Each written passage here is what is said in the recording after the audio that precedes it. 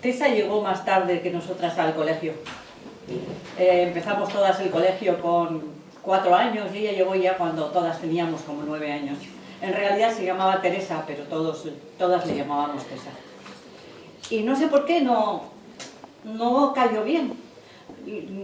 A lo mejor era su físico, parte de su personalidad, porque era grandota.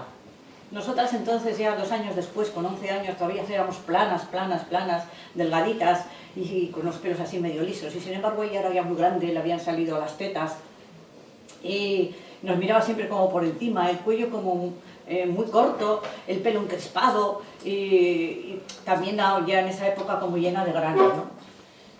Yo creo que ella también sentía cierta envidia de nuestro pelo, no sé.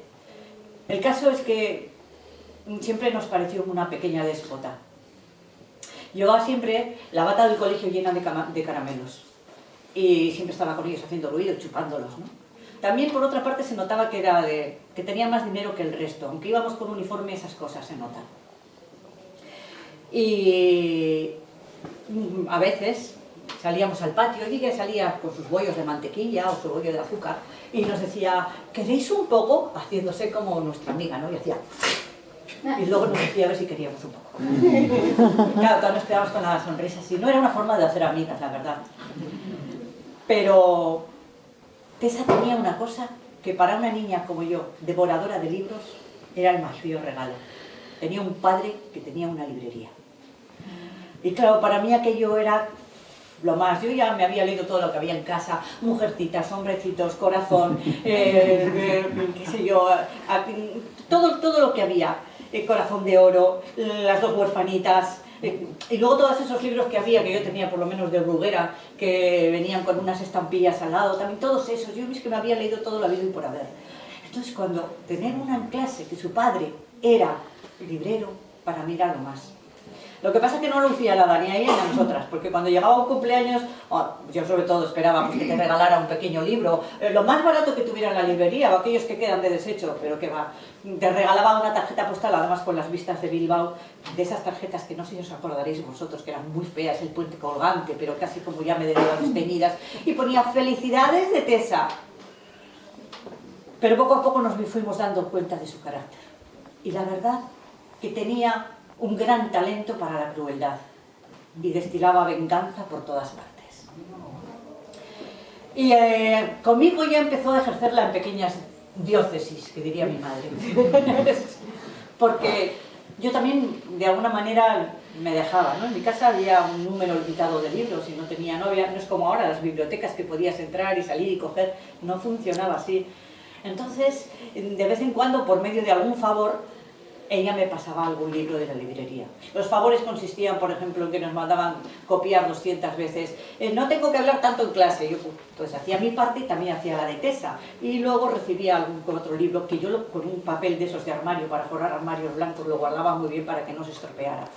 Y eran así pequeños favores bastante humillantes, pero que yo por leer un libro era cualquier cosa. Hasta que un día llegó el día de la gran tortura china. Fue ese día que en el patio ella vino donde vi, chupando su bollo de azúcar y diciéndome, ha llegado a la librería de mi padre ese libro que tanto te gusta. Entonces mis ojos se abrieron muchísimo y mi boca también y se quedaron mirando a los ojos de ella. Y le dije, me dice, sí, el del libro de la selva, en tapas duras y con ilustraciones. El libro de la selva. Era uno de mis libros que yo quería leerlo, sabía que era gordo, pero además sabía que iba a salir en Bruguera, en Juventud, una edición muy bonita, muy bonita. Claro, yo sabía que no podía tener acceso a él, es decir, yo no podía ir a casa y decir, quiero ese libro, porque éramos muchos hermanos y te tocaba un libro o un regalo si eran Navidades o si eran los Reyes, el cumpleaños, pero estábamos ya en abril y yo había hecho la comunión también, hacía años, con lo que no tocaba regalo y yo eso no lo podía pedir. Entonces ella me dijo, pues sí, lo tengo ya en casa. Y bueno, si quieres algún día, puedes pasarlo en mi casa, que yo te lo dejaré. Siempre que lo cuides bien. A mí aquello se me abrió el mundo. No esperé ni un día. A la tarde, como yo ya tenía 11 años y mi madre ya me dejaba andar por las calles de Bilbao con alguna disculpa de que yo tenía que ir a comprar algún lapicero o algún bolígrafo, salí después de merendar y me encaminé a la Alameda Urquijo derecho al Corte Inglés, donde sabía que vivía Arritesa. Y subí a su casa y toqué el timbre. Y me abrió ya la puerta. Y yo, que había ido corriendo emocionada, casi se me salía el corazón por el pecho pensando en ese libro, que era un libro como para quedarse a vivir en él. Entonces llamé a la puerta, me abrió y ella me dijo, ¿a qué vienes? Y yo, ya un poco más humillada, le dije, por lo del libro. ¡Ah, el libro! Casualidad, se lo he dejado a mi prima. Pero si vienes mañana me ha dicho que me lo devuelve muy rápidamente. Así que pásate mañana, que yo te dejaré el libro. Y yo me marché. Y volví de vuelta a casa, no como había venido, saltando y saltando por la calle, sino despacio. Pero en aquella época a mí siempre me podía la esperanza. Había decaído, pero al momento siguiente ya estaba pensando, pero mañana sí, mañana lo voy a tener, de cuerpo presente, conmigo, el libro. Y salí otra vez danzando y bailando, y no queriendo pasar unas baldosas, otras sí, hasta que llegué a casa. Y al día siguiente volví, y me volvió a abrir la puerta.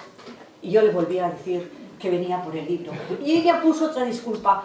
Lo tiene la vecina, pero no te preocupes, vuelve mañana. En realidad, la hija del librero tenía un plan totalmente calculado.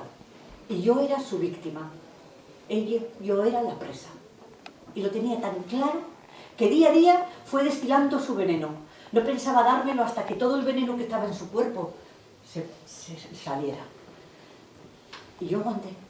No os podría decir cuántos días fueron los que fui y vine, y cada día era la misma pérdida, el mismo fracaso, la misma humillación, pero a la vez siempre quedaba la esperanza de que probablemente al día siguiente sí.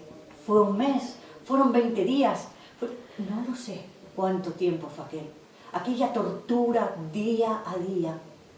Pero llegó un día en que llamé a la puerta y ella me estaba poniendo alguna disculpa para el libro, cuando de pronto apareció su madre, su buena madre, que dijo, ¿qué pasa aquí?